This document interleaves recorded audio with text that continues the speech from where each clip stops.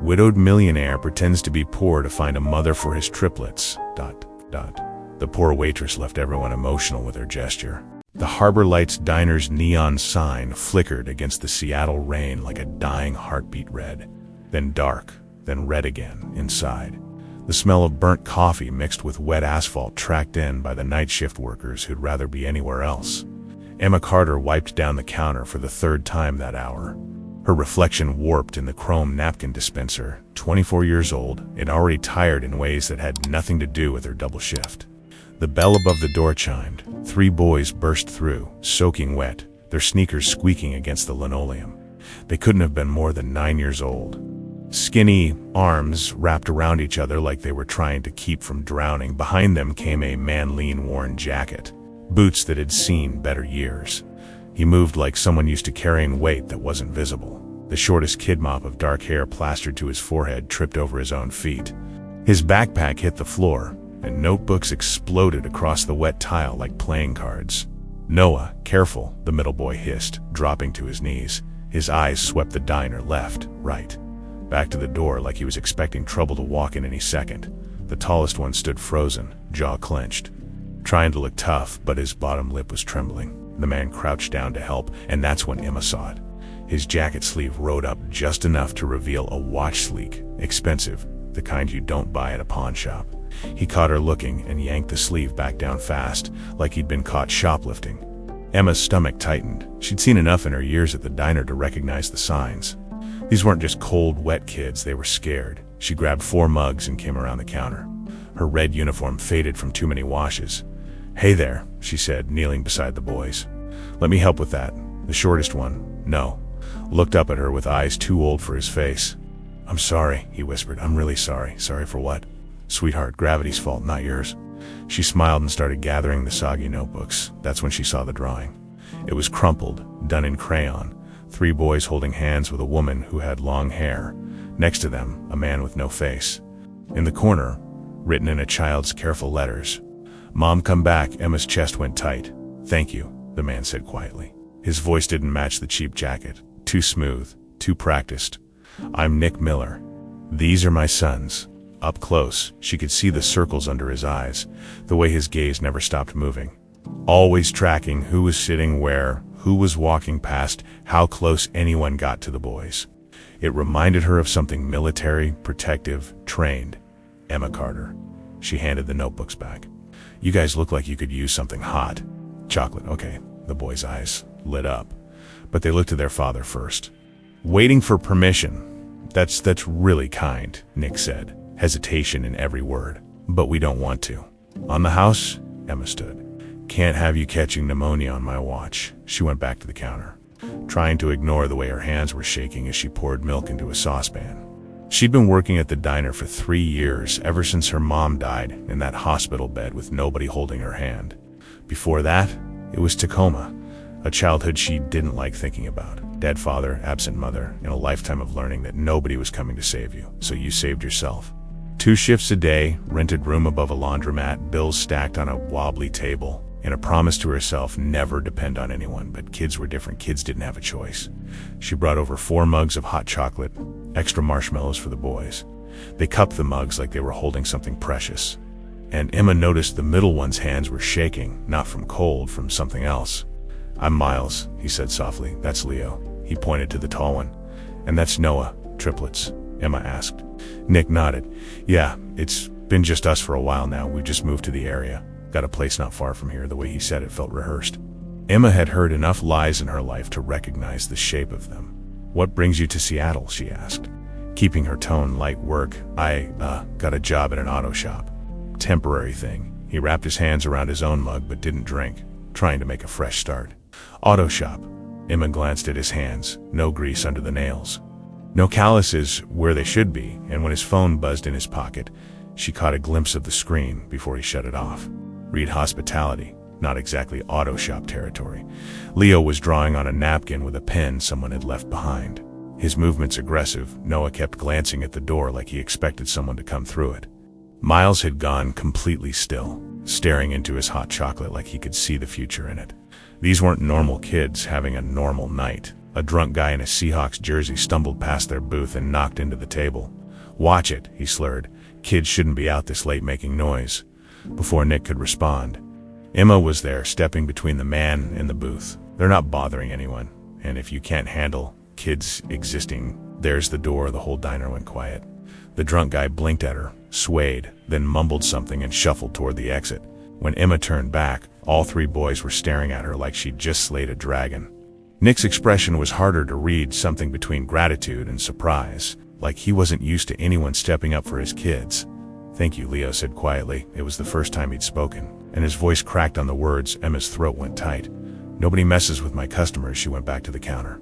But she could feel Nick watching her, and she knew, with the kind of certainty that came from survival, that this wasn't the last time she'd see them. An hour later, they left. Nick paid with bills that were crisp and folded with military precision 20s that looked like they'd never been in a wallet. He left a tip that was exactly double the meal cost. Emma watched through the rain-streaked window as they walked into the night. The three boys huddled under their father's arms. She picked up the napkin Leo had been drawing on. It was the same image as before. Three boys, a woman with long hair, a faceless man. But this time, there was something new in the corner, a small blue hummingbird. Emma didn't know what it meant, but she knew, deep in her bones, that these kids needed help. And she'd never been good at walking away from people who needed her, even when she should. They came back the next night, and the night after that. Always at the same time, -7-30, right when Emma's shift overlapped with the dinner rush. Always the same booth by the window, always with Nick scanning the room like he was expecting an ambush. By the fourth visit, Emma had their order memorized. Grilled cheese for Noah, chicken fingers for Miles. Burger with no pickles for Leo, black coffee for Nick, though he barely touched it. "You're becoming regulars," Emma said, sliding plates onto their table. Noah smiled, a real one this time. Not the scared half smile from that first night. "Miss Emma makes the best grilled cheese," he announced to his brothers. "It's just Kraft singles and butter." "Kiddo," but the way he said her name, Miss Emma, made something warm bloom in her chest. Nick pulled out his wallet, and Emma caught another glimpse of those crisp bills. 20s, all of them folded the same way. No ones, no fives, just 20s, like someone who didn't deal with small change because they didn't have to. "You know," Emma said carefully, "most guys from auto shops carry cash that's been through the wash a few times." Nick's hand froze. Then he laughed, but it didn't reach his eyes. "Guess I'm just particular about my money." Particular, not a word you heard much from mechanics. Emma let it go for now. Over the next week, she started noticing things. The way Miles flinched whenever someone dropped a dish. How his breathing would speed up, hands gripping the edge of the table until his knuckles went white. Emma had seen panic attacks before. She'd had enough of her own, but this was different. This was a kid who'd learned to expect pain from sudden noises. Leo was angry. Not the normal 9-year-old kind of angry either. It was the quiet, simmering rage of someone who'd had to grow up too fast. He barely spoke, barely ate, and when he did look at people, it was with suspicion that made Emma's heart ache. And Noah, sweet, gentle Noah, apologized for everything, for dropping his fork, for asking for ketchup, for breathing too loud. "You don't have to say sorry all the time, sweetheart," Emma told him one night. Crouching by the booth, Noah's eyes went wide. "But Dad says we should be polite." Being polite and apologizing for existing are two different things. Nick shifted in his seat, and Emma saw something flicker across his face. Guilt, maybe, or recognition. It was a Tuesday when she showed up. Emma was wiping down the counter when the door opened and a woman walked in tall. Sharp-dressed, the kind of coat that cost more than Emma made in a month. Her heels clicked against the linoleum like a countdown. She scanned the diner with cold precision, then smiled when she spotted Nick's booth. "There you are," she said, her voice honey-sweet and razor-sharp all at once. "I've been looking everywhere for you." The boys went rigid. Nick stood slowly. "Tiffany, what are you doing here?" "Checking in, of course." Tiffany slid into the booth like she owned it, forcing Noah to scoot over. "You haven't been answering my calls." "I've been busy, I can see that." Her gaze swept over the diner, landing on Emma with the kind of look that could strip paint. How quaint. Emma's jaw tightened. She'd dealt with enough rich people slumming it in the diner to recognize condescension when she heard it. Tiffany turned her attention to the boys. "How are my little angels?" She reached out to ruffle Noah's hair, but he pulled away. Her smile didn't waver, but her eyes went flat. "Still shy, I see." Miles had stopped breathing. Leo was staring at his plate like he wanted to disappear into it. "We should go," Nick said quietly. Oh, don't rush off on my account, Tiffany waved a hand. And that's when Emma saw it, a bracelet on her wrist, gold and delicate, with a small charm dangling from it. A blue hummingbird. Emma's blood went cold. Tiffany caught her staring. Something wrong? No. Just admiring your jewelry. It was a gift. Tiffany's smile sharpened. From someone very special. She stood, smoothing her coat. Nick, we really should talk about the boys, about their situation. She said the last word like it was distasteful. They're still having difficulties, aren't they? Adjusting. They're fine, are they? Tiffany glanced at Miles, who was trembling now. They seem fragile. Emma stepped forward before she could stop herself. They seem like kids who've been through something hard. That's not fragile. That's strong. The temperature in the diner dropped 10 degrees. Tiffany looked at Emma like she'd just noticed a bug. And you are the waitress. How sweet. Tiffany's voice could have cut glass. Nick, you always did have a soft spot for strays. She pulled out her phone. I'll call you tomorrow. We have things to discuss. She left in a cloud of expensive perfume and menace. The boys didn't move until the door closed behind her. Then Noah started crying, quiet, hiccuping sobs that broke Emma's heart into pieces. Hey, Emma slid into the booth, putting herself between Noah and the door. She's gone. You're okay. I don't like her, Noah whispered. Me neither, kiddo. Nick was pale, his hands clenched into fists on the table. Emma, I don't. She looked him dead in the eye. I don't know what's going on here. I don't know who you really are or who she is, or why these boys look like they're waiting for the sky to fall, but I know scared kids when I see them. It's complicated, it always is. Emma stood. But those complications, they're hurting your sons. She walked away before he could respond, but her hands were shaking when she reached the kitchen. The next day, Ruth Palmer, the diner's manager, pulled Emma aside during her break. Got a complaint about you, Ruth said, lighting a cigarette by the back door. From who? Some woman said you were rude to her. Made her feel unwelcome. Ruth exhaled smoke, said she's a regular customer. Though I've never seen her before. Emma's stomach sank. Let me guess, expensive coat. Attitude problem, that's the one. Ruth flicked ash onto the pavement. Look, I don't care if she's the Queen of England, but corporate's been on my ass about customer service scores, so maybe tone it down. She was upsetting those kids, the triplets, Emma. You can't adopt every lost puppy that walks through that door. Ruth's voice softened. I know you mean well, but you gotta pick your battles. Emma bit her tongue hard enough to taste blood that night when Nick and the boys came in. Emma noticed new things. Bruises on Noah's arm, faint and yellowish like they were healing. The way Miles kept his sleeves pulled down even though the diner was warm. How Leo wouldn't meet anyone's eyes. When Emma brought their food, she leaned close to Noah. How'd you get that bruise, sweetheart? Noah's eyes went wide. I fell down the stairs. That must have hurt. It's okay. I'm clumsy. His voice was small, rehearsed. Emma's heart hammered in her chest. She looked at Nick, but he was staring out the window, jaw tight. Later, when they were leaving, Miles pressed something into Emma's hand. A folded piece of paper, warm from his pocket.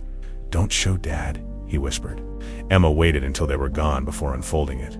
It was another drawing. 3 boys in a room with no windows. A door with a lock on the outside, and underneath, in shaky letters, basement. Emma's hand started to shake. She pulled out her phone and typed into Google, Nathan Reed, Seattle. The first result was a news article from 6 months ago. Hotel magnate Nathan Reed drops from public eye following wife's tragic death. The photo showed a man in an expensive suit standing in front of a glass building. It was Nick.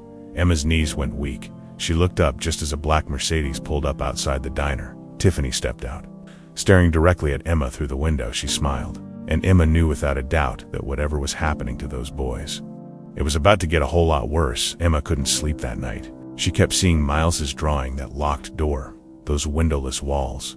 She kept thinking about Noah's bruises and the rehearsed way he'd said, I'm clumsy. By 3 a.m., she'd read everything she could find about Nathan Reed. Billionaire, Reed Hospitality owned luxury hotels across the West Coast. His wife, Grace Reed, had died in a car accident 8 months ago. The article said Nathan had retreated from public life to grieve privately with his sons. Except Nathan Reed wasn't grieving privately in some mansion. He was pretending to be a broke single dad named Nick Miller. Eating diner food and paying with crisp 20s? The question was, why, the next evening? Emma was pouring coffee for a trucker when the boys walked in without their father. Her blood turned to ice. "Where's your dad?" she asked, abandoning the coffee pot. "Bathroom," Leo said. But his eyes were scanning the diner the same way Nick's always did, looking for threats. For exits, for danger, they slid into their usual booths. And Emma brought them water without being asked. That's when she noticed. All three of them had tension in their shoulders like they were bracing for impact. "You guys okay? We're fine," Miles said automatically, but his hands were shaking. A man in a business suit at the next table was talking too loud on his phone, his voice booming through the diner. "I don't care what the client wants, just get it done." Miles flinched like he'd been slapped. His breathing went shallow, rapid. Noah grabbed his hand under the table. "Hey," Emma crouched by their booth. "Miles, look at me. You're safe. That guy's just being a jerk. But he's not talking to you." Miles's eyes found hers. Wide and terrified, she kept her voice steady, quiet. "Breathe with me, okay? In for 4, hold for 4, out for 4. Can you do that?" He nodded. And they breathed together until his hand stopped shaking. "Good job," Emma whispered. "You did great." "I'm sorry," Miles said, tears welling up. "I'm sorry. No apologies, not for that. Never for that." Nick appeared then, looking between Emma and his sons with something complicated on his face. Gratitude, maybe, or guilt. Things escalated over the next week. Tiffany started showing up more often always when Nick and the boys were there. Always with that sharp smile and cold eyes. She'd make comments that sounded sweet but landed like knives. "Noah, sweetheart, you've gotten so thin. Is Daddy not feeding you properly?" Miles still having those little episodes. "You really should see someone about that." "Leo, why so quiet? Cat got your tongue." The boys would shrink into themselves and Nick would sit there with his jaw clenched, saying nothing, but Emma saw it. The way Tiffany touched the boys like they were objects she owned. How she'd accidentally knock over their drinks and then criticize them for making a mess. The satisfied look in her eyes when one of them flinched. Then came Tuesday night. The diner was packed, a bus tour had stopped. And every table was full. Emma was running food when she heard it. Goddamn kids. Making all that noise, a drunk guy, different one this time, reeking of whiskey, was looming over the boys' booth. Nick had stepped away to take a phone call outside, and the man had seized his opportunity. "Your daddy'd teach you any manners. Or is he too busy being a deadbeat?" Noah's eyes filled with tears. Miles went rigid. Leo stood up, fists clenched, trying to make himself look bigger. The man laughed. "What are you gonna do, kid? Hit me?" Emma was there in 3 seconds flat. She stepped directly between the man and the booth, her body a wall. "Back off." "Or what?" The man swayed on his feet. "You're gonna make me, sweetheart. I'm gonna ask you one more time to leave these kids alone. If you don't, I'm calling the cops and having you thrown out for harassment of minors." The entire diner had gone silent. Ruth was watching from behind the counter, eyes wide. The drunk guy's face went red. "They're in a public place. And you're drunk in a public place. Bothering children, that's a crime, so you can walk out now. Or you can wait for the police. Your choice." For a long moment, nobody moved. Then the man muttered something obscene and stumbled toward the door, nearly knocking over a chair on his way out. Emma turned back to the boys. All three of them were staring at her like she'd just stepped out of a comic book. "Nobody," she said firmly, "messes with you. Not on my watch." Leo's tough guy mask cracked, his lip trembled. "Why do you care?" Emma knelt by the booth. Meeting his eyes. "Because you're kids, and kids deserve to feel safe. That's not complicated, but you don't even know us." "I know enough." She looked at all three of them. "I know you're good kids who've been through something hard. And I know that you deserve better than grown-ups who make you feel small." Noah launched himself at her, wrapping his thin arms around her neck. She caught him automatically, and then Miles was there too, and Leo proud. Angry Leo was pressing against her side like he was afraid she'd disappear. That's when Nick walked back in. He stopped in the doorway, taking in the scene. His 3 sons clinging to a waitress they'd known for 2 weeks, like she was the only safe thing in the world. Emma looked up and saw something break open in his expression. Not just gratitude this time, something bigger. Raw recognition, maybe, of what he'd been looking for all along. But Tiffany saw it too. She was sitting at the counter, coffee untouched, watching everything with those calculating eyes. When Emma finally extracted herself from the boys and went back to work, Tiffany intercepted her by the register. "That was quite the performance," Tiffany said softly. "Wasn't a performance. That guy was out of line, you know. Nick mentioned you." Tiffany's smile was all teeth. "He said you've been very attentive to his sons." Emma's skin crawled. "Just doing my job. Is that what you call it?" Tiffany leaned in close, voice dropping to a whisper. "Let me give you some advice, Waitress 2. Whatever you are, those boys, they're damaged. Their mother abandoned them emotionally long before she died. They're clingy, needy, impossible. Nick doesn't need someone encouraging their little fantasies. What fantasies? That someone's gonna save them. Tiffany's eyes were empty. They had a mother, she's dead. End of story. They don't need some broke girl playing house because she's lonely. Emma's hands curled into fists. You don't know anything about me. I know your type. Tiffany straightened. Poor thing with a good heart. Thinks she can fix broken people, but here's the truth. You're a waitress. Nick is she caught herself. Nick is trying to build a life for his sons. You're a distraction he doesn't need. Before Emma could respond, Tiffany turned and walked over to the boys' booth. She said something to Nick, too quiet for Emma to hear, and then left. But as she passed Emma on her way out, she accidentally bumped into her, spilling Emma's entire tray of drinks down the front of her uniform. Oh my God, I'm so sorry. Tiffany's voice carried across the diner. I'm such a klutz. Emma stood there, soaked and humiliated. While Tiffany's eyes glittered with satisfaction, Ruth appeared with towels. Emma, go change. I'll cover your tables in the bathroom. Emma stared at her reflection, cheap, uniform-stained, hair falling out of its ponytail. Dark circles under her eyes. She looked exactly like what Tiffany had called her, a broke girl playing hero. But when she came back out, the boys were waiting by the kitchen door. We brought you this, Noah said shyly, holding out a drawing. It was the four of them, Mima, Noah, Miles, and Leo, holding hands. Above them, he'd written in careful letters, "Our hero." Emma's throat went tight. Thank you, she managed, Miss Emma. Miles's voice was barely a whisper. Can we tell you a secret? Emma knelt down. Of course. Miles looked at his brothers, then back at Emma. We're scared of her. The pretty lady, Tiffany, all three nodded. Why? Emma asked gently. But Nick appeared before they could answer, and the boys went silent like someone had flipped a switch. Time to go, guys, Nick said, his voice was strained. As they filed out, Leo looked back at Emma and mouthed 2 words, help us. Emma couldn't get Leo's silent plea out of her head. Help us. 2 words that had been haunting her for 3 days. She'd tried talking to Nick casually, carefully, but he'd deflected every question with the skill of someone who'd had practice lying. The boys had become quieter too, like someone had turned down their volume. They still came to the diner, but now they barely spoke, barely ate. Something had changed. Something had gotten worse. It was Thursday afternoon, during the lull between lunch and dinner, when Miles slipped her the drawing. Emma was refilling salt shakers when she felt a small hand tug her sleeve. Miles stood there, his eyes darting toward the bathroom where Nick had just disappeared. I made this for you, he whispered, pressing a folded piece of paper into her palm. But don't look at it now, please. Wait until we leave, Miles. What, please, Miss Emma? The desperation in his voice made her stomach drop. She slipped the paper into her apron pocket. Okay, I'll wait. Miles's shoulders sagged with relief. Then Nick emerged from the bathroom, and Miles scurried back to the booth like he'd been caught doing something wrong. Emma's shift didn't end until 9. By the time she got to her rented room above the laundromat, her hands were shaking so badly she could barely unlock the door. She sat on her bed mattress lumpy, springs squeaking, and unfolded Miles's drawing under the single lamp.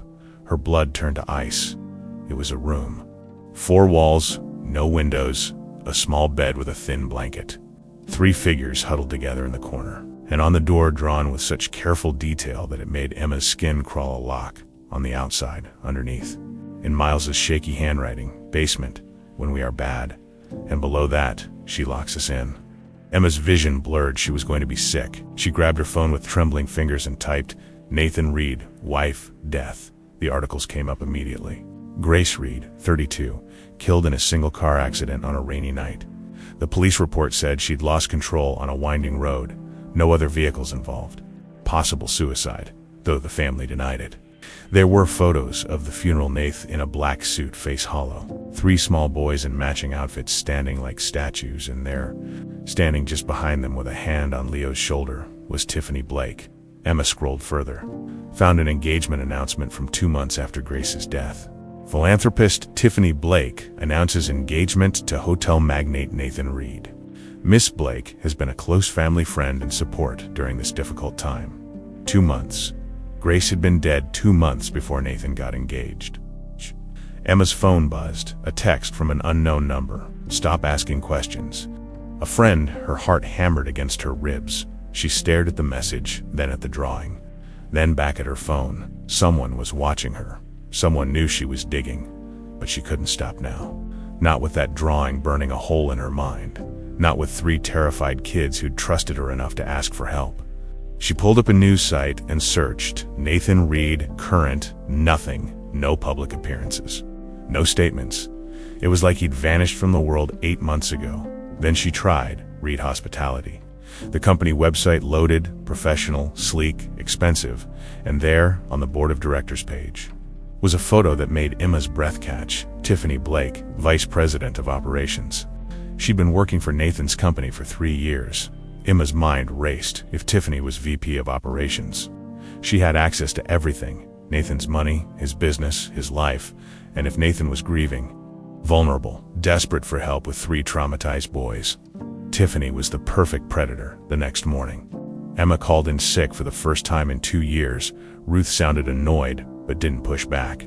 Emma spent the day in the Seattle Public Library, using the computers to dig deeper. She found more photos, charity events, galas, fundraisers. In every single one, Tiffany was positioned close to Nathan, her hand on his arm, her smile beautiful and sharp.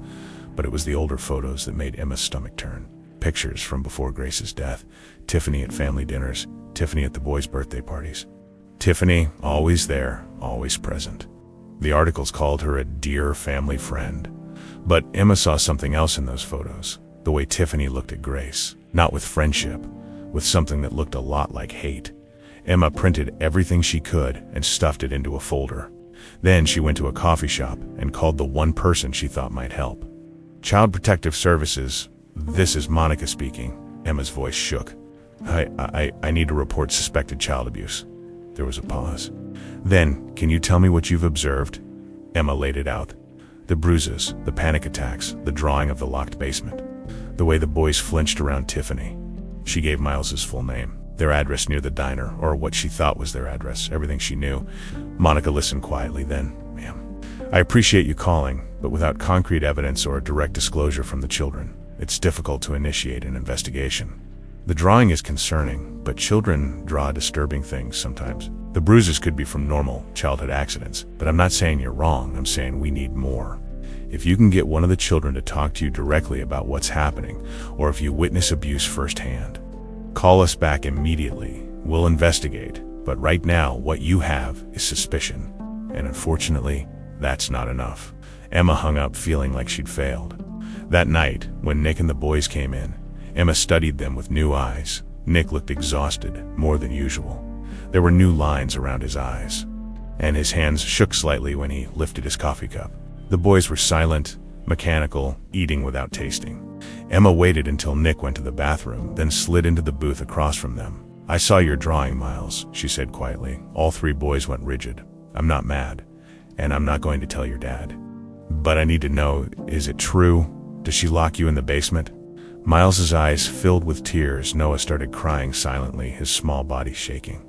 Leo stared at the table, jaw clenched so tight Emma thought his teeth might crack. Please, Emma whispered, I want to help, but I need to know what's happening. Leo looked up, and the anger in his eyes had been replaced with something worse, hopelessness. It doesn't matter what you know. Nobody's going to believe us. I believe you. You're a waitress.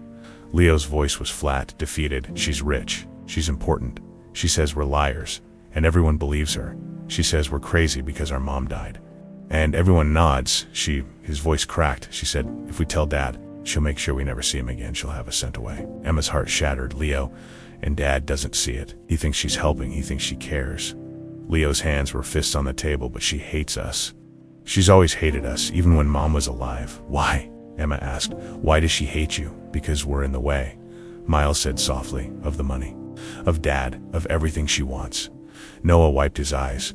She told us that once. She said we were mistakes, that we ruined everything. Emma felt rage building in her chest, hot. Fierce, protective. Listen to me, all 3 of you. You are not mistakes. You are not in the way. You are 3 incredible kids who deserve to be safe and loved and protected, and I promise you, I'm going to find a way to help. How? Leo asked. You can't fight her. Nobody can. Watch me, Nick returned before Emma could say more. But as they were leaving, Noah pressed something into her hand. Another drawing, this one of a woman with long hair and kind eyes.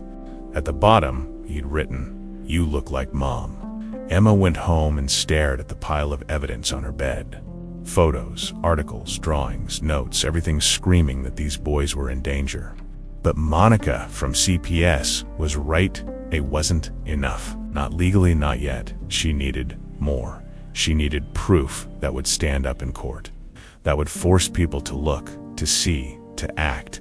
And she needed Nathan to stop being blind. Her phone buzzed. Another text from the unknown number. Last warning, walk away. Emma deleted it and pulled out her laptop. If they thought she'd walk away from 3 kids who needed her, they didn't know who they were dealing with. She'd been abandoned as a child. She knew what it felt like to scream for help and have nobody listen. She wasn't going to let that happen to Noah, Miles, and Leo, even if it cost her everything. Tiffany's campaign started small little cuts designed to bleed Emma slowly. A complaint to Ruth about Emma being too familiar with customers. Another complaint about her uniform being unprofessional, even though it was the same faded red polyester everyone wore. Then the big one, a formal complaint to corporate about Emma harassing a customer. Ruth called her into the office on a gray Monday morning. "Emma, sit down." Ruth looked tired, older than her 45 years. "I got another call from corporate. They're saying you made a customer uncomfortable." Followed her to her car, accused her of things. Emma's blood went cold. "That's a lie. I'm just telling you what they told me." Ruth lit a cigarette even though it was against the rules. "Look, I don't know what's going on between you and this Tiffany Blake woman, but she's got pull, and she's making my life hell. She's abusing those kids." "Ruth, you got proof? I have drawings, bruises, testimonies from the boys that hold up in court." Ruth cut her off. "Because if not, all you're doing is painting a target on your back and mine." Emma's throat went tight. "So you want me to just ignore it?" Ruth exhaled smoke, eyes sad. "I'm saying pick your battles, because right now, you're losing this one." She stubbed out her cigarette. "I'm cutting your hours. 20 a week instead of 40. Corporate's orders." "What, Ruth? I can't survive on 20 hours. I know, and I'm sorry, but my hands are tied." Ruth wouldn't meet her eyes. "Maybe it's temporary, maybe it blows over. But until then..." Emma walked out of that office feeling like the floor had dropped out from under her. 20 hours meant half her rent, meant choosing between food and electricity, meant falling behind on everything she'd worked so hard to keep together. Tiffany was playing chess and Emma was 3 moves from checkmate. The eviction notice came 2 weeks later.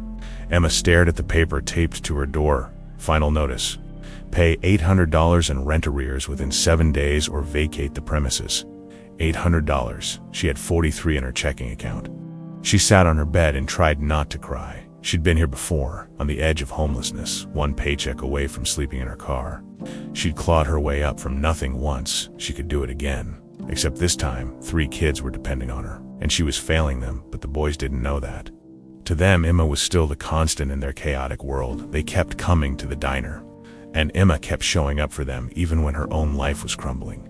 She brought them extra fries, listened to their stories, helped Miles with homework while Nick made phone calls outside.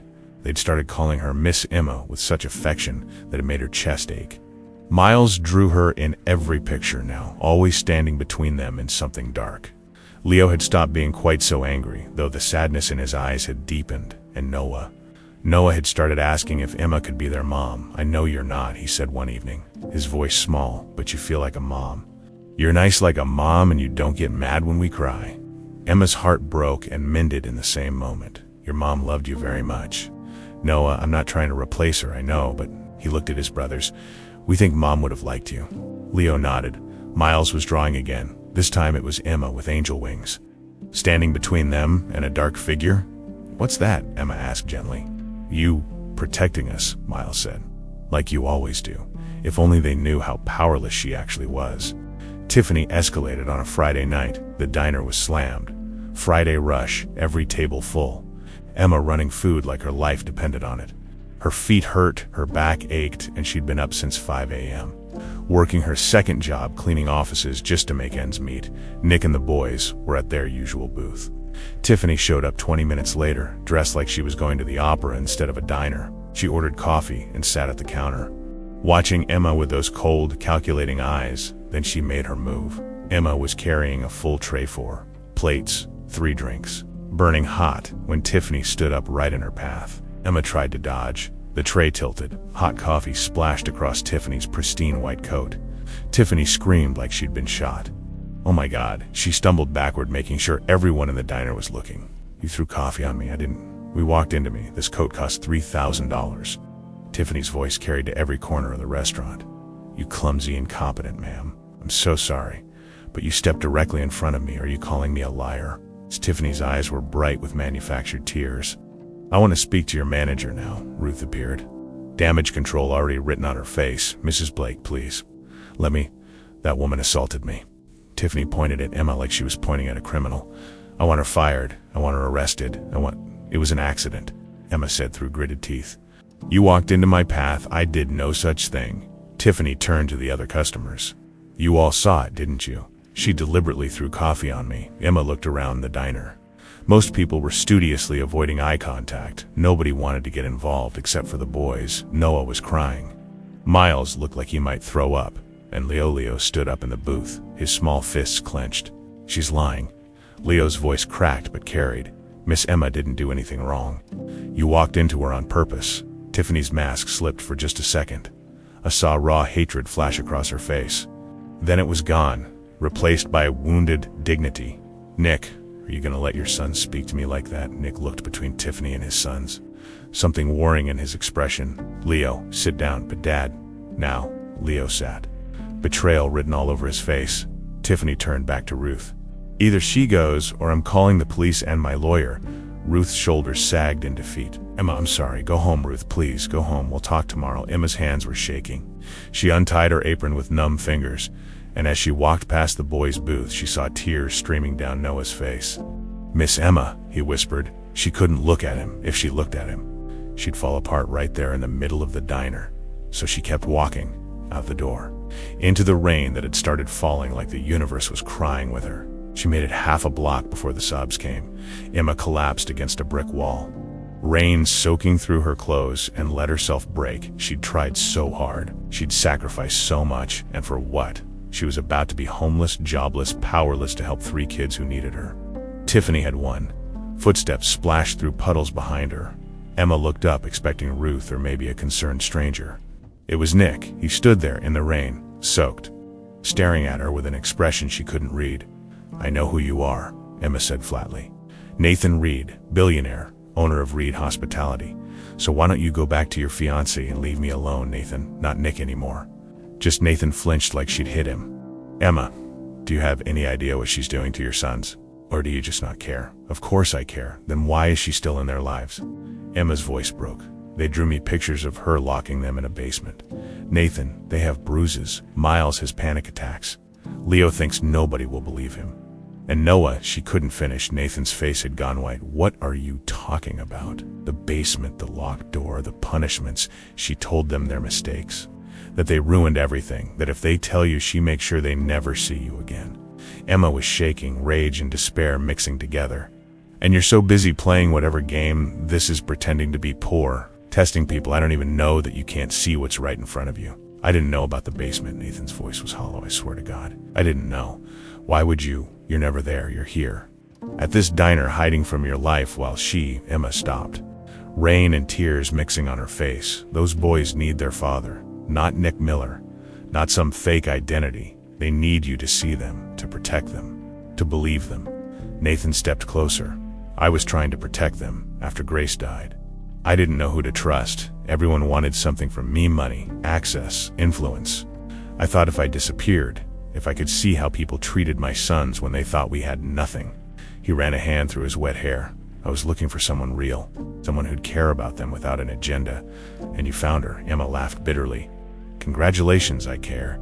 And it's destroying my life. Tiffany's had me fired.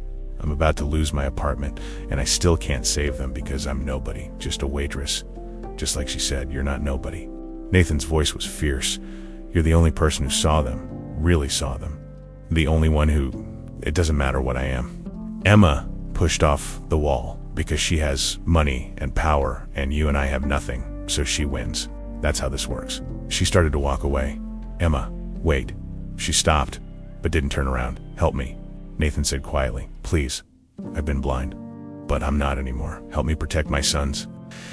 Emma looked back at him, this man who'd lied to her, who'd put his own grief above his children's safety, who'd let this happen. But she also saw a father who'd just woken up, Finally, okay, she said. But no more lies, no more games, if we're doing this.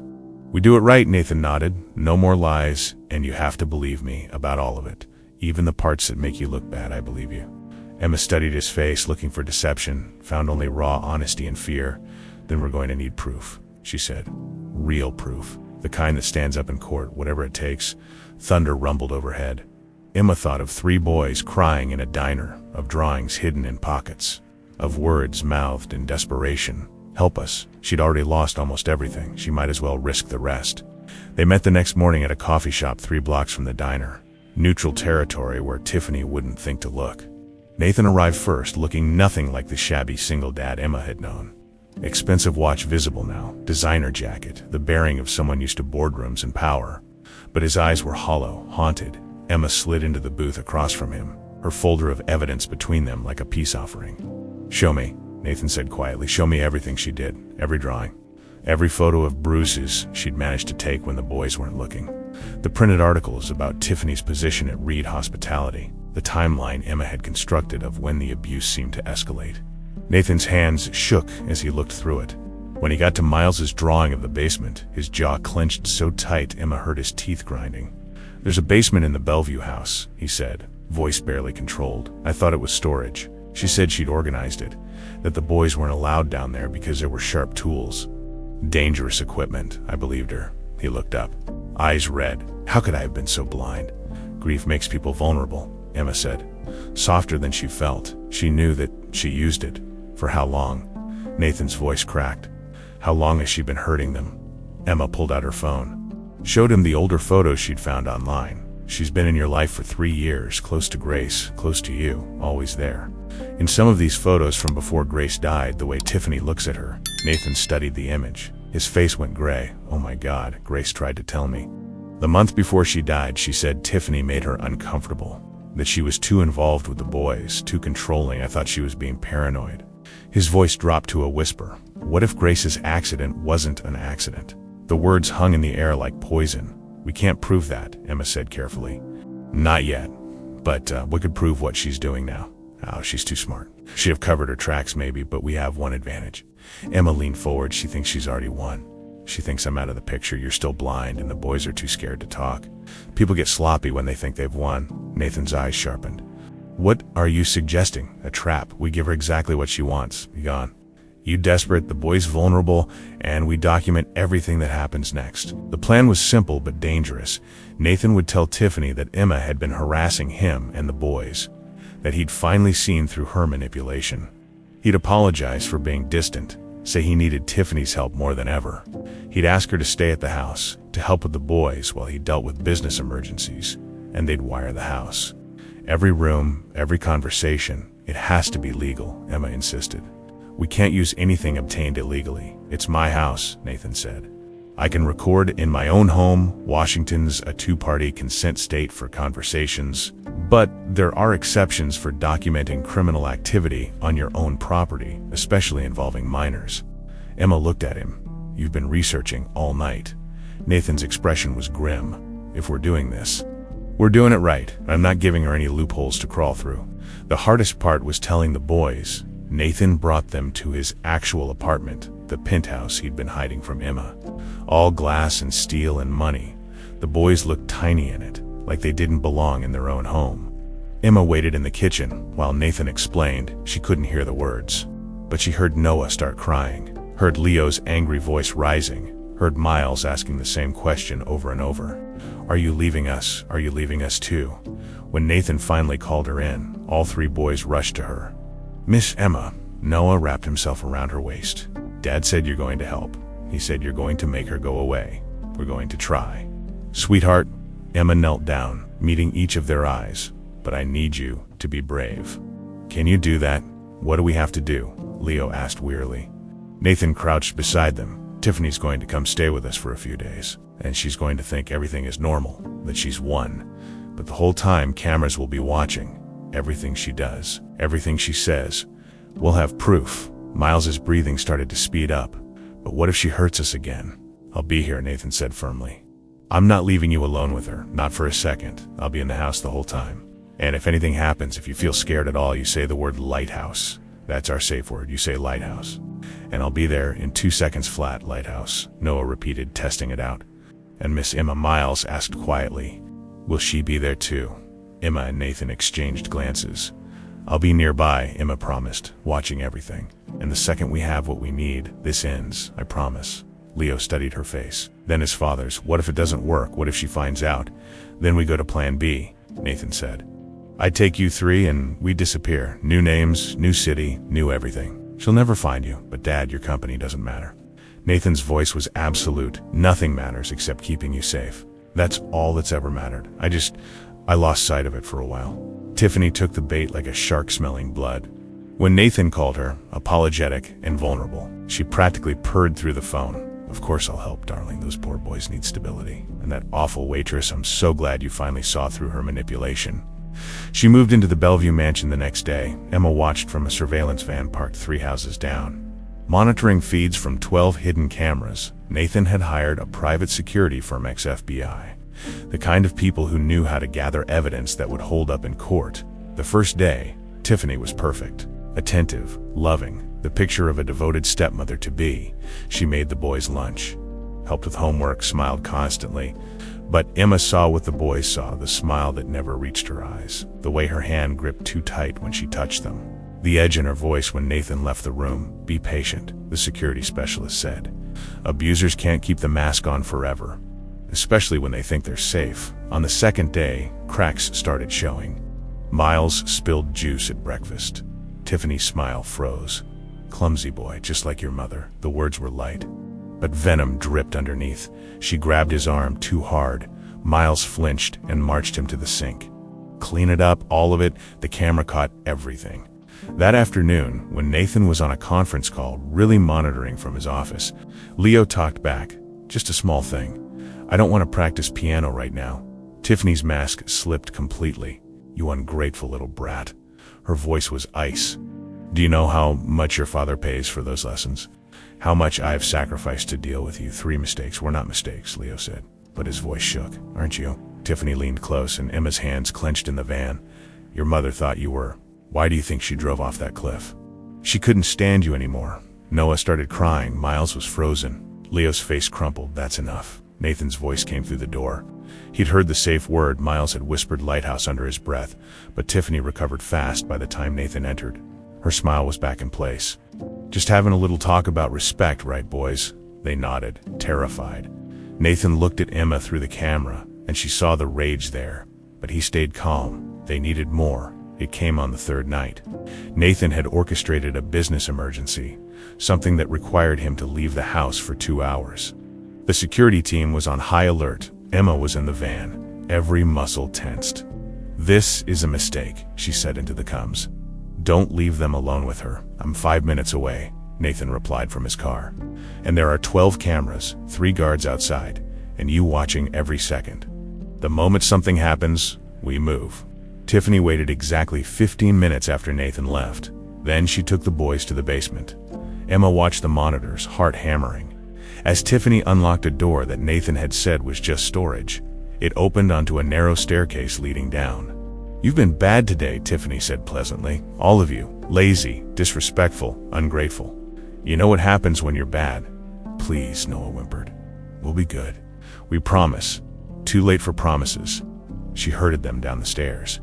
The basement camera showed what Emma had seen in Miles's drawing, a small room with thin mattresses. A door that locked from the outside, walls covered in scratch marks. Tiffany shoved them inside. Maybe a night down here will teach you to appreciate what you have. It's dark. Noah was sobbing now. Please, we don't like the dark. Should have thought of that before you disappointed me. Tiffany's voice was utterly cold. Your mother was weak. She couldn't handle the job of fixing you, but I can. I'll break you into shape if it's the last thing I do. She slammed the door. The lock clicked. Now, Emma shouted into the comms. Go now. Nathan's car screeched into the driveway 3 minutes later. He'd been circling the block. The security team was already through the front door. Emma was right behind them. Protocol forgotten, thinking only of 3 terrified children in the dark, they found Tiffany in the kitchen, calmly drinking wine. Nathan, you're back early. Is everything? Where are my sons? His voice was deadly quiet. Upstairs, sleeping. Don't. He held up his phone, showing the basement camera feed. Just don't. Tiffany's face went through shock, rage, and calculation in 2 seconds flat. Then she smiled. "You're recording in your own home without my consent. That's illegal. Whatever you think you have won't hold up." "Washington law allows recording to document criminal activity on your own property," Nathan said. "Especially abuse of minors. My lawyers have already confirmed it. You're done. You can't prove anything. I'll say the boys are liars. That you're an unstable widower, that this waitress," she spotted Emma, "manipulated you. I'll destroy you in court." "With what?" Emma stepped forward. "The 3 cameras that recorded you calling them mistakes. The audio of you saying their mother killed herself because of them. The lock on that basement door that has their fingerprints all over the inside and yours on the outside. The testimony of the nanny you fired who's been waiting 2 years for someone to believe her." Tiffany's face went white. Nathan was already calling 911. Emma ran to the basement. She could hear them crying through the door, scared. Desperate sounds that would haunt her forever. "Noah, Miles, Leo," she fumbled with the lock. I'm here, I've got you." The door opened. 3 boys launched themselves at her, all crying, all holding on like she was the only solid thing in a collapsing world. "You came," Leo sobbed into her shoulder. "You came for us always," Emma whispered fiercely. "Always." Behind them she heard sirens approaching, and for the first time in weeks, Emma let herself believe they might actually win. The police arrived with lights flashing, turning the quiet Bellevue neighborhood into a crime scene.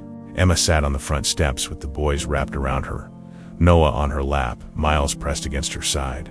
Leo holding her hand so tight it hurt, she didn't let go. Detective Sarah Chun took their statements one by one.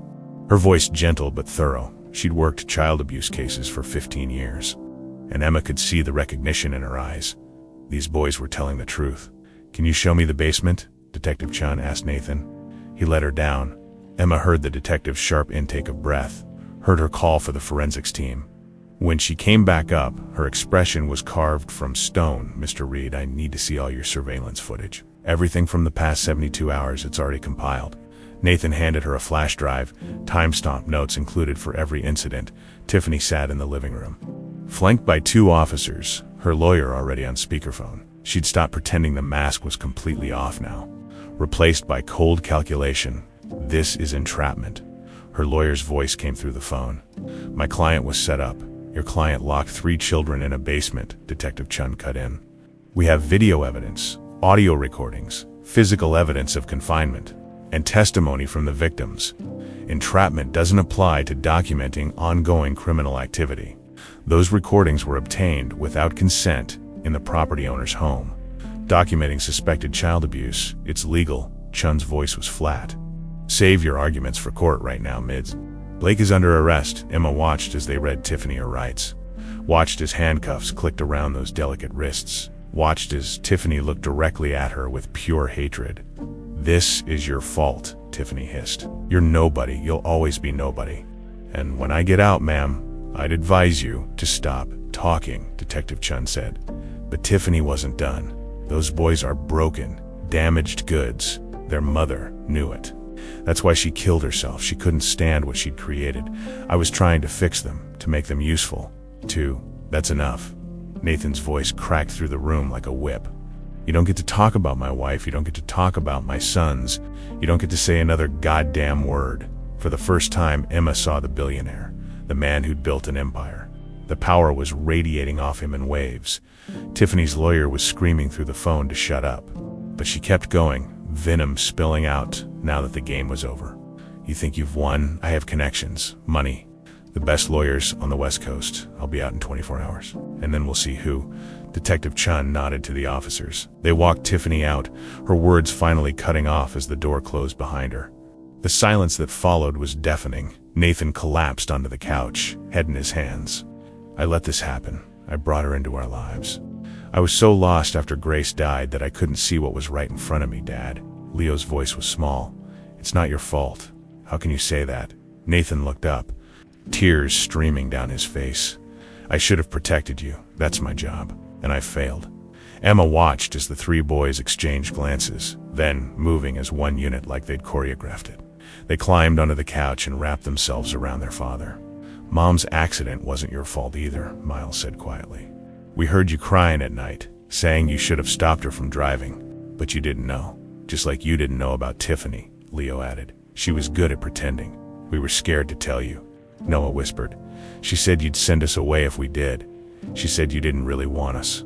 That we reminded you too much of Mom. Nathan pulled them closer, his shoulders shaking. That's the furthest thing from the truth. You three are the only reason I'm still here. You're the only good thing left in my life. I'm so sorry. I'm so sorry.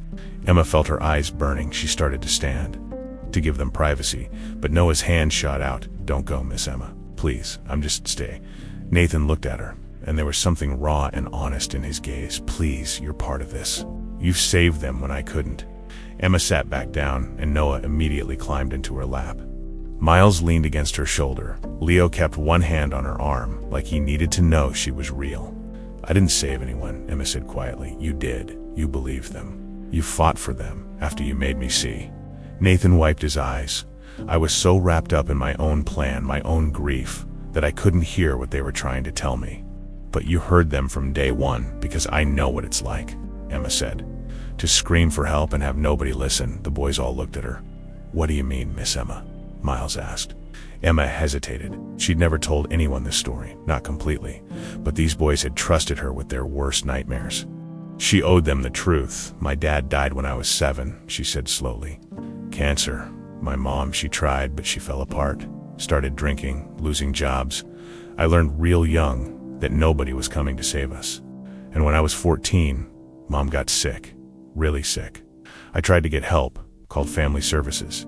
Teachers, anyone who would listen, but they didn't believe me, said I was exaggerating, that my mom just needed support, not intervention. Noah's arms tightened around her. She died when I was 16, in a hospital bed with no insurance, no family, nobody holding her hand. Emma's voice cracked. I was in the waiting room filling out paperwork by the time they let me in. She was already gone. That's why you helped us, Leo said. It wasn't a question. I couldn't save my mom, but maybe. Emma looked at the three of them. Maybe I could save you. You did, Miles said firmly. You saved us. Detective Chun returned an hour later with a victim advocate and a social worker. The boys will need to give formal statements tomorrow, she said, and there'll be a medical evaluation, therapy assessments, the full protocol, but tonight, they can stay here with you. She looked at Nathan. Unless you'd prefer they go to a facility. No. All three boys said it simultaneously. They stay with me, Nathan said, and Emma stays too. If she wants, Emma started to protest. She didn't belong here, in this mansion, with this family, but Noah's grip on her hand tightened. Please, Miss Emma, I don't want you to leave. What if you have bad dreams? Miles added. Who's going to tell you it's okay? We need you, Leo said simply. Emma looked at Nathan, who nodded. There are 6 guest rooms. Take your pick. And Emma. His voice dropped. Thank you for everything you've lost fighting for them. I didn't lose anything that mattered, Emma said. But her voice shook, because that wasn't quite true. She'd lost her job, nearly lost her apartment. Burned through savings she didn't have, but she'd gained something more valuable. 3 kids who looked at her like she hung the moon that night. Emma tried to sleep in one of the guest rooms, a space bigger than her entire apartment, with a bed that felt like sleeping on a cloud. But 2 hours later, there was a knock on her door. All 3 boys stood there in matching pajamas, looking small and scared. We can't sleep, Noah said. It's too quiet and the dark feels wrong, Miles added. Leo didn't say anything, just looked at her with desperate eyes. Emma pulled back the covers. Come on. Then they piled into the enormous bed, arranging themselves around her like puzzle pieces, finding their places. Noah curled into her side. Miles draped an arm across her stomach. Leo pressed his back against her, needing to know she was there but still too proud to fully embrace it. Miss Emma. Noah's voice was sleepy. Do you think Mom would be happy that we found you? Emma's throat went tight. I think your mom would be grateful that you're safe, that you're loved. Do you love us? Miles asked. The question hung in the air. Emma could feel all 3 of them waiting, barely breathing. Yeah, she whispered. Yeah, I do. We love you too, Noah murmured. Like a mom, Emma stared at the ceiling, tears sliding down into her hair, and held these 3 broken, beautiful boys a little tighter. From the doorway, Nathan watched. Emma hadn't seen him, didn't know he was there. He'd come to check on his sons, and found this 3 boys who hadn't slept peacefully in months, now breathing deep and even, wrapped around a woman who'd given up everything to save them. He thought about Grace, about the last thing she'd said before that final drive. Promise me if something happens you'll find someone who loves them as much as I do. He'd thought she was being dramatic, Morbid. Now he wondered if she'd known somehow, if she'd seen what was coming, and if somewhere she was looking at Emma Cartbroke Waitress, fierce protector, accidental guardian, Angelin saying thank you. Nathan closed the door quietly and went back to his own room. Tomorrow would bring lawyers. Media attention, the full circus of scandal and justice. But tonight, his boys were safe, and that was enough. Morning came with a phone call that changed everything. Detective Chun arrived at 8 a.m., accompanied by a woman Emma had never seen before, 50s. Kind eyes, worn hands that spoke of years of hard work. "Mr. Reed, this is Maria Gonzalez," Detective Chun said. "She contacted us last night after seeing the news coverage of Ms. Blake's arrest." Nathan stood, his expression guarded. The boys were still upstairs with Emma, eating breakfast in the kitchen. "How can I help you, Ms. Gonzalez?" Maria's hands trembled. "I worked for you 2 years ago. I was the nanny for the boys before Mrs. Reed died." Nathan's face went pale. "I remember. Tiffany said you quit. She said you'd found another position." "I didn't quit, Mr. Reed." Maria's voice broke. "She fired me. And she threatened me, said if I told anyone what I'd seen, she'd have me deported, have my family destroyed. I have 3 children of my own. I was afraid." "What did you see?" Emma asked from the kitchen doorway. Maria turned, saw Emma, and something like relief crossed her face. "You're the woman from the news, the one who protected them. I tried. You did more than try. You did what I was too afraid to do." Maria pulled out her phone with shaking hands. "I have evidence, text messages, photos, recordings. I've been keeping them for 2 years, waiting for someone to be brave enough to stand up to her. I thought about going to the police 100 times, but I was scared. Then last night I saw her arrested, and I knew I had to come forward." Detective Chun took the phone. Her expression darkened as she scrolled through. "Mr. Reed, you need to see this." The messages were damning. "Tiffany to Maria, dated 3 months before Grace's death. Keep the brats quiet tonight. Nathan's having important guests. If they embarrass him, you'll regret it." Maria to Tiffany, "The boys are just children. They're grieving. Their mother has been distant, and they're scared." Tiffany to Maria, "Grace is useless. Always has been. Those boys need discipline, not coddling. Lock them in their rooms if you have to." Nathan's hands clenched into fists as he read, but it got worse. Tiffany to Maria, 1 week before Grace's death, I need you to tell Nathan that Grace has been neglecting the boys. Tell him you're worried about her mental state. Tell him she's dangerous." Maria to Tiffany, "I won't lie about Mrs. Reed. She loves her children." Tiffany to Maria, "You'll do what I tell you, or I'll make 1 phone call to immigration. Your choice." Emma felt sick. She was setting Grace up, making everyone think she was unstable. "There's more," Detective Chun said quietly. She pulled up photos. The basement, not just recently, but from 2 years ago. The same locked door, the same thin mattresses, and in one photo, barely visible in the corner, 3 small figures huddled together. "I took these after Mrs. Reed died," Maria whispered. "Miss Tiffany said she was going to fix the boys, that they needed proper discipline. I came to work one day and heard them crying in the basement. I got them out and took photos, then she caught me." "What happened?" Nathan's voice was hollow. "She fired me that day, said if I ever showed those photos to anyone, she'll destroy my family. She knew I was undocumented. My visa had expired. She said she had lawyers who could make me disappear." Maria's tears were flowing freely now. "I'm so sorry, Mr. Reed. I should have been braver. I should have." "You were protecting your children," Emma said gently. "I understand that. But I left them with her. I left Noah and Miles and Leo with a monster because I was afraid." Maria covered her face. "I've lived with that guilt every single day." Nathan was staring at the photos, his face ashen. "The car accident, Grace's accident. It was 3 days after you were fired. The room went cold." "Detective," Emma said carefully, "is it possible to reopen the investigation into Grace Reed's death?" "We're already on it," Chun replied. "These messages establish a pattern of manipulation and threats. And Miss Blake made some interesting statements last night before her lawyer shut her down. Comments about Mrs. Reed being weak and unable to handle the job. We're pulling phone records, looking at the car's mechanical inspection from before the crash, interviewing everyone who saw Mrs. Reed in those final days." Nathan stood abruptly and walked to the window, his back to them all. His shoulders were shaking. Emma wanted to go to him, but this grief was too big, too private. Instead, she squeezed Maria's hand. "Thank you for coming forward. I know it wasn't easy." "Are my boys here?" Maria asked. "Can I see them? I've thought about them every day. Wondered if they were okay, if they remembered me. The boys did remember when Maria walked into the kitchen. Miles gasped, "Signora Maria." "Mio." Maria opened her arms, and all three boys rushed to her, speaking over each other in a tumble of words and tears. "You left. Thought you didn't like us anymore. Tiffany said you quit because we were too much trouble." No. Maria held them tight. "I never wanted to leave you. She made me go. But I never stopped thinking about you. Never stopped praying you'd be safe." Leo pulled back, studying her face. "Did you know what she was doing to us?" Maria's expression crumpled. "I suspected. I saw some things, but I was afraid. And I'm so sorry. I should have been braver, like Miss Emma." "It's okay," Noah said. And the forgiveness in his voice was so pure it made Emma's chest ache. "You're here now." Detective Chun spent the next 3 hours taking statements from Maria, cataloging evidence, building a case that went from child abuse to potential murder.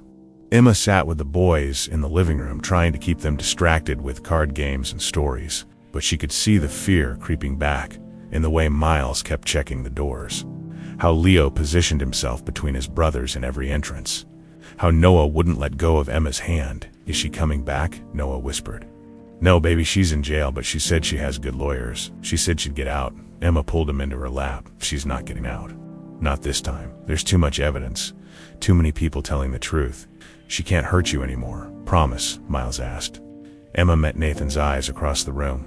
He'd been on the phone with lawyers for the past hour, and from the grim satisfaction on his face, she knew the news was good. "Promise," Emma said firmly. That afternoon, Detective Chun gave them the update.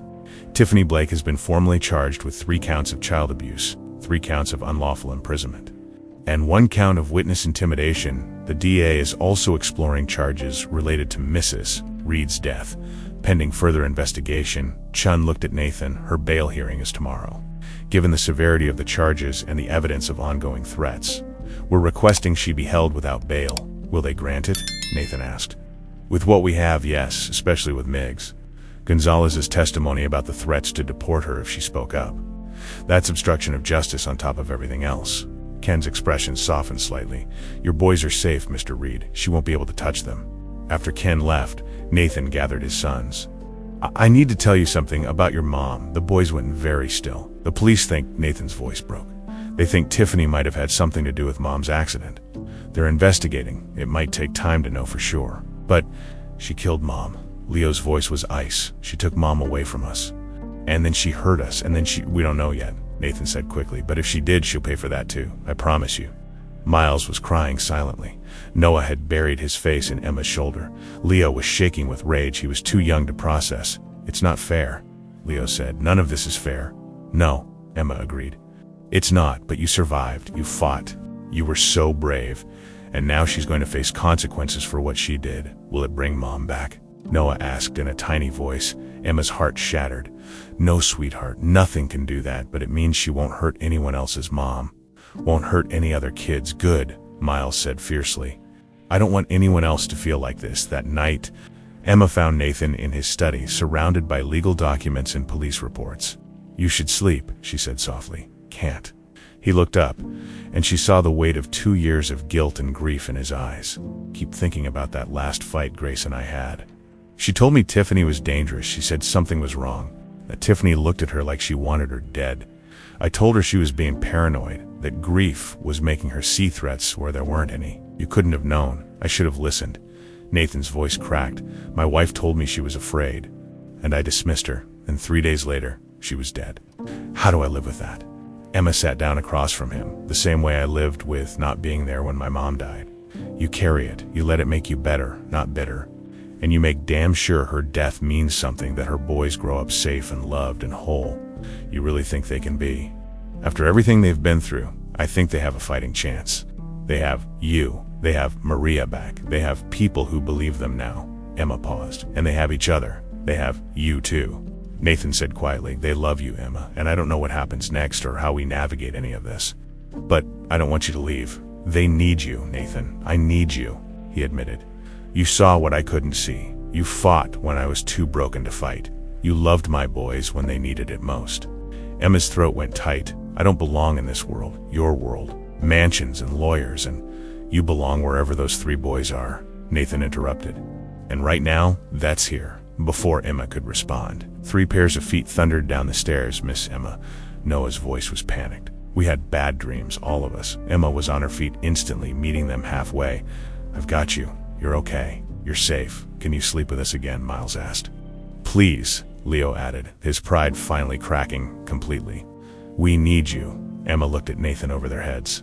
He nodded. "Always," Emma promised, and as she led 3 traumatized boys back upstairs, she realized something.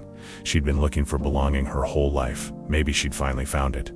The preliminary hearing was scheduled for 2 weeks later, but the media storm hit immediately. Hotel heir's fiancée arrested for child abuse, billionaire's secret. Nathan Reed went undercover to protect son's waitress, hero saves 3 boys from abusive stepmother. Emma's face was everywhere, grainy photos from someone's phone. Security footage from the diner. A particularly unflattering shot of her soaking wet the night of the coffee incident. The internet had opinions, of course. Some called her a saint. Others said she was a gold digger who'd orchestrated the whole thing to trap a billionaire. "Don't read the comments," Nathan advised. Finding her hunched over her phone at 3 a.m., too late, Emma showed him her screen.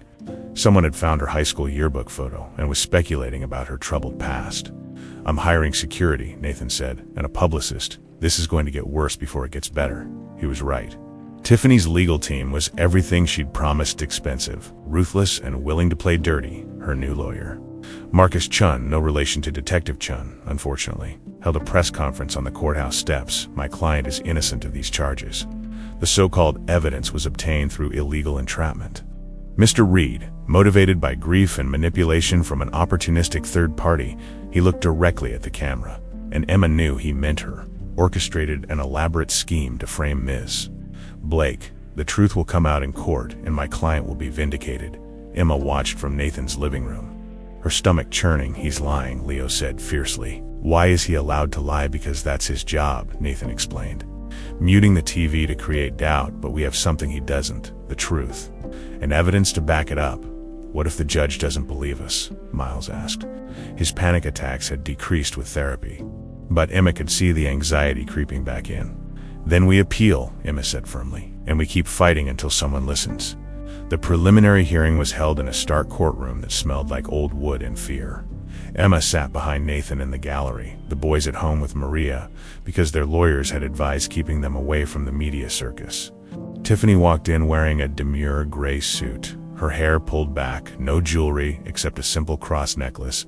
She looked like a Sunday school teacher, not a child abuser.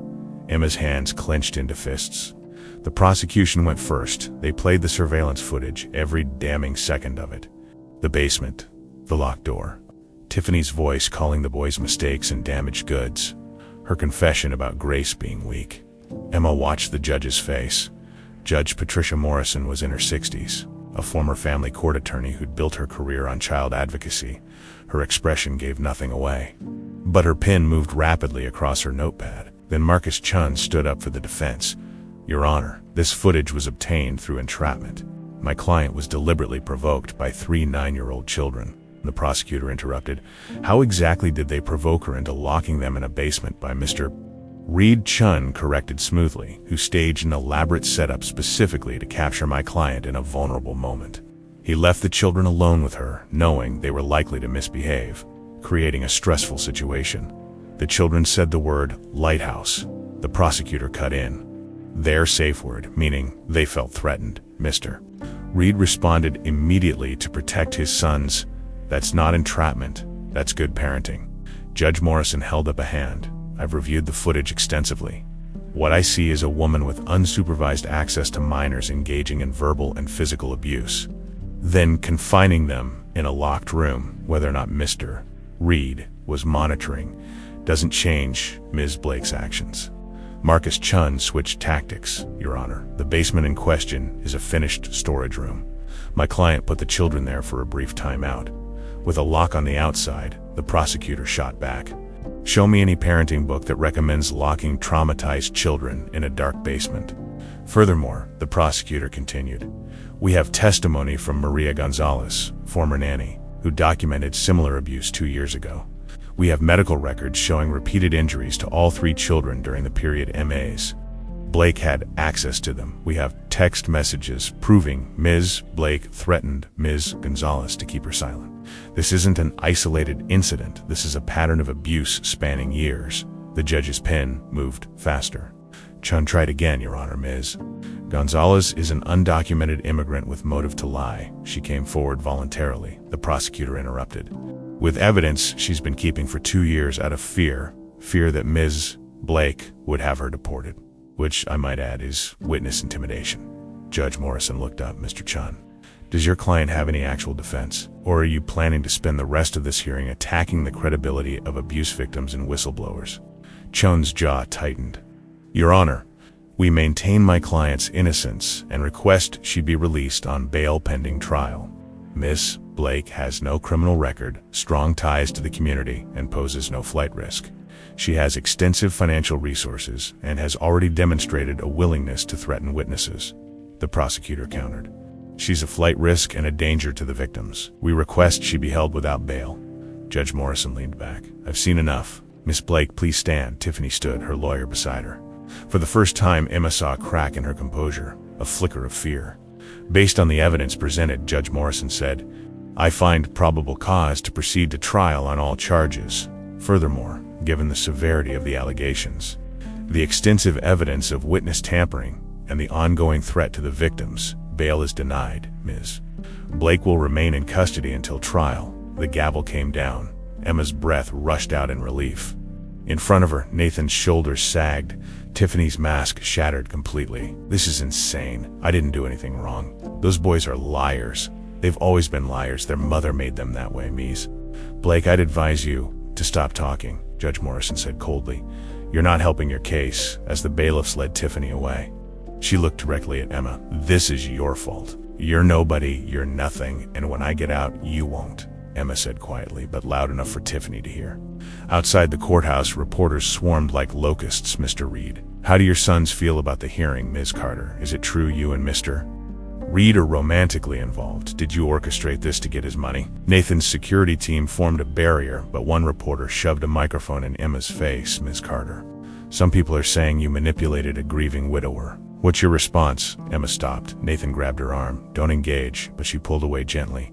I'm a waitress who saw 3 scared kids and decided to help, Emma said clearly. That's it. I didn't want money or fame or anything except for those boys to be safe. If that makes me a manipulator, then I guess I'm guilty. But you're living in Mr. Reed's mansion now. I'm staying there because 3 traumatized children asked me to.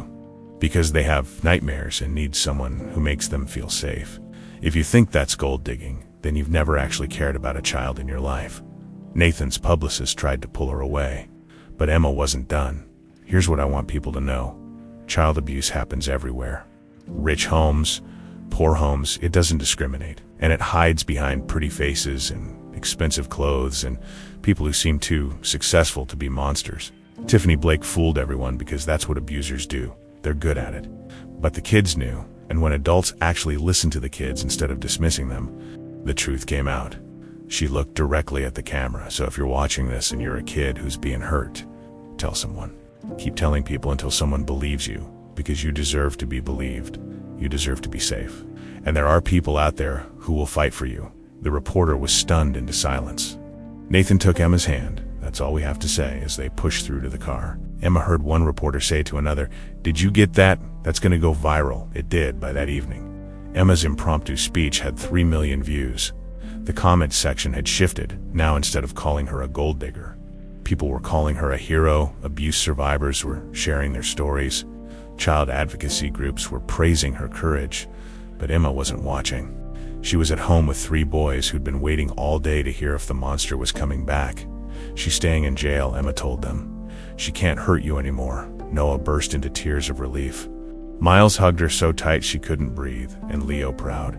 Angry Leo, who'd held everything in for so long, finally broke. I was so scared, he sobbed into her shoulder. I thought they'd let her go. I thought she'd come back and never, Emma said fiercely. Never, never, never. She's done. It's over. But the trial, Miles said. What if we'll win? Nathan said with absolute certainty. We have truth on our side, and your testimony when you're ready to give it. The boys went quiet. Do we have to? Noah asked in a small voice. Do we have to see her again? Nathan knelt down. Not if you don't want to. The lawyers said, we have enough evidence that you might not need to testify. But if you do want to tell your story, to make absolutely sure she never hurts anyone else, we'll be right there with you. Me, Miss Emma Maria, you won't be alone. Leo looked at his brothers. Some unspoken communication passed between them. We'll think about it, Leo said finally that night. When the boys finally fell asleep in Emma's bed, they still couldn't sleep alone. Ethan found Emma on the balcony. That speech today, he said, you meant every word. Of course I did. You're going to get offers. Book deals, talk shows. Advocacy groups wanting you as a spokesperson? Emma laughed bitterly. I'm nobody. Nathan, I'm a waitress who got fired for doing the right thing. You're a woman who saved 3 lives. Nathan corrected. And you're not nobody, not to them, not to me. Emma looked at him, really looked, saw the exhaustion, the grief, the guilt he was still carrying, but also saw something else, hope, maybe. Or the beginning of healing. What happens now? She asked. Trial, probably 3 months from now. In the meantime, therapy for the boys, depositions, media management. Nathan paused, and figuring out what our life looks like after this. Our life, if you want. Nathan's voice was careful. I know this isn't what you signed up for, and I know we barely know each other outside of crisis mode, but those boys love you, and he stopped. You what? I'm grateful, he said finally, and I'd like the chance to know you, really know you. When we're not in the middle of a nightmare. Emma thought about her tiny apartment, her precarious existence, the life she'd built from nothing and could lose in a heartbeat, and she thought about 3 boys sleeping peacefully for the first time in years. Okay, she said, let's figure it out together. 6 months later, the Harbor Lights diner looked different now. The faded red sign had been replaced with something brighter. Warmer, inside, a new wall had been added, covered entirely with children's drawings. Each one a splash of color and hope. In the corner, where an old booth used to be, there was now a reading nook with soft cushions, picture books, and a sign that read, Safe Space for Kids. Emma stood behind the counter in a different uniform, this one crisp and new, with manager embroidered on the pocket. Ruth had offered her the supervisor position the day after the trial ended, with a formal apology and a raise Emma still couldn't quite believe was real. But the best part wasn't the title or the money, it was the kids. 3 of them burst through the door now, backpacks bouncing, all talking at once. Miss Emma. Look, Noah held up a paper with a big, red A+ on top. I got a perfect score on my spelling test. That's amazing, baby. Emma came around the counter for a hug, and I made the soccer team. Miles was practically vibrating with excitement. Coach said I'm really fast. Of course you are. You've been practicing. Leo hung back slightly, but there was a smile on his face, a real one. Not the fake tough guy mask he used to wear. I got into the advanced art program. Emma's throat went tight. Leo, that's incredible. I'm so proud of you. They want to display my portfolio at the spring show. He pulled out his phone, showing her a photo of his latest piece, a watercolor of 4 people holding hands under a bright sky. Emma recognized herself immediately, standing between 3 boys who looked nothing like the terrified children from 6 months ago. These boys were healing, growing, becoming themselves again. Nathan walked in behind them, looking more relaxed than Emma had ever seen him. No more pretending to be Nick Miller, no more hiding. Just a father picking up his sons after school, stopping by the diner because it had become their place, their safe harbor. The usual, Emma asked with a smile. You know it. She poured coffee for Nathan, chocolate milk for the boys, and brought over a plate of Ruth's famous cookies. The diner was quiet this time of day, the lunch rush over, dinner crowd hours away, just the way Emma liked it. How was the foundation meeting? She asked Nathan, sliding into the booth beside Noah. Productive. We've identified 5 more at-risk situations. The team's reaching out to social services, offering resources. Nathan's eyes were bright. The Grace Reed Foundation had become his purpose, his way of turning tragedy into something meaningful.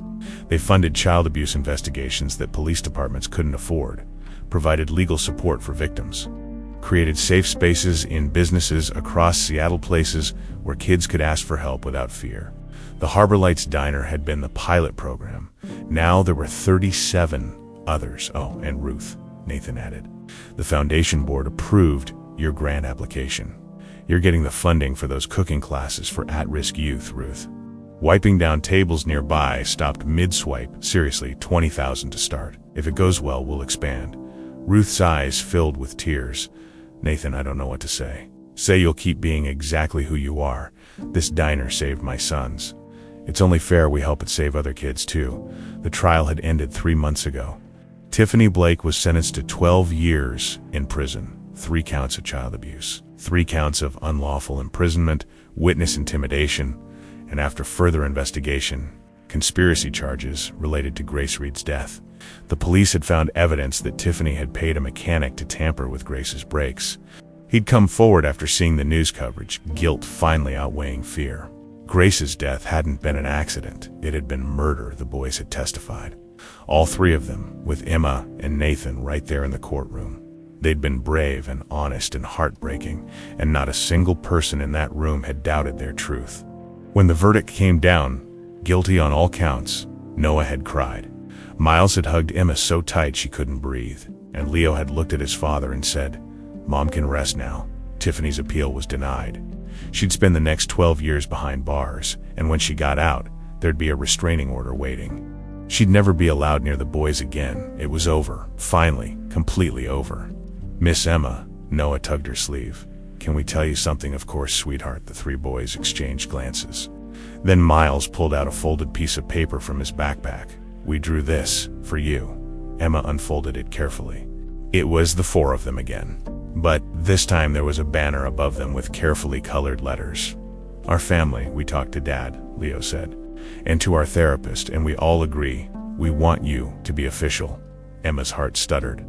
"Official, like adoption official," Miles clarified. "If you want, we know you're not trying to replace Mom. We love Mom, but you're Mom too, a different kind of mom, and we want it to be real." Emma couldn't speak, couldn't breathe. She looked at Nathan, who was smiling through tears of his own. "I've already talked to my lawyers," Nathan said softly. "If you're willing, if you want to be their mother legally, not just in practice. They've been asking for months, but I wanted them to bring it to you. I wanted it to be their choice. Please, Miss Emma." Noah's voice was small. "Please be our mom forever." Emma pulled all 3 of them into her arms, tears streaming down her face. "Yes, yes, of course. I'd be honored." The boys erupted in cheers. Ruth was crying openly now, and several customers Emma hadn't realized were paying attention burst into applause. "There's one more thing," Nathan said. He stood up, suddenly nervous in a way Emma had never seen him. "Emma Carter, I know this is complicated. I know we did everything backward, crisis first, relationship later, but these past 6 months, getting to know you, watching you love my sons, building something real together." He pulled out a small velvet box. Emma's breath caught. "I'm not asking you to marry me. Not yet. We're not there." Nathan opened the box, revealing a simple gold band with 3 small stones: emerald, sapphire, ruby, the boys' birthstones. "But I'm asking if you'll consider it someday, when we're ready. This is a promise ring. A promise that I see you, I value you, and I want to build a future with you. No pressure, no timeline, just hope." Emma stared at the ring, then at Nathan, then at 3 boys watching her with barely contained excitement. 6 months ago, she'd been a broke waitress about to lose everything. Now she was looking at a family, a real one, the kind she'd dreamed about as a child, crying alone in hospital waiting rooms. "Okay," she whispered. "Okay, yes." Nathan slipped the ring onto her right hand, not her left. Not yet, but a promise nonetheless. Then he kissed her, soft and sweet, while 3 boys cheered and Ruth grabbed her phone to take pictures. 3 years later, Emma Reed, she'd changed her name legally when she adopted the boys, stood in the diner's parking lot, watching her sons play basketball. They were 12 now, gangly and growing, their faces showing hints of the young men they'd become. Miles no longer had panic attacks. He'd been anxiety-free for 18 months, though he still saw his therapist once a month. Preventative care, not crisis management. Leo had won a state art competition. His piece title found depicted a family puzzle with all the pieces finally fitting together. Noah had performed in the school play, no longer afraid to take up space, to be seen, to exist loudly. They were thriving. The Harbor Lights Diner was thriving too. It had been featured in a documentary about child abuse prevention. The Safe Space program had expanded to 200 locations across Washington, and Ruth Deere, Practical Ruth, had become a vocal advocate, speaking at conferences about how businesses could protect vulnerable children. Nathan emerged from the diner carrying takeout bags, ready to head home. Home. The word still gave Emma butterflies. They'd sold the Bellevue mansion to many bad memories and bought a house on Bainbridge Island. Smaller, cozier, with a big backyard and a view of the water. The boys each had their own room, but they still ended up in Emma's bed at least once a week, old habits dying hard. Emma didn't mind. She'd take their midnight visits over silence any day. "Race you to the car," Noah shouted, and the three of them took off running. Nathan took Emma's hand, the engagement ring on her left hand catching the late afternoon sun. He'd proposed 6 months ago, properly this time, with the boys' permission and enthusiastic participation. "The wedding was planned for next summer. You okay?" Nathan asked, reading her expression. "Just thinking about that first night when they walked into the diner, soaking wet, terrified. When I saw that drawing, Mom come back." Emma's voice was thick. "I couldn't save their first mom, but maybe I get to be the answer to that prayer anyway. Grace would have loved you." Nathan said, "I know that with absolute certainty. She asked me to find someone who'd love them like she did, and you do. You love them fiercely and completely, just like she would have wanted." Emma watched her sons pile into the car, arguing about what movie to watch tonight. "Normal and happy and safe sometimes," she said. "The family you're meant to have isn't the one you're born into. It's the one that chooses you and keeps choosing you every single day." "Then I choose you," Nathan said, pulling her close. "Every single day. For the rest of our lives." Emma kissed him, then called out, "Last one to the car has to do dishes." The boys groaned. Nathan laughed, and Emma ran toward her family, her real, messy, beautiful, hard-won family, with her heart full and her future bright. The Harbor Lights diner sign flickered behind them. Constant as always, a beacon for anyone who needed shelter from the storm. And Emma finally understood. Sometimes you're not looking for a harbor. Sometimes you become one.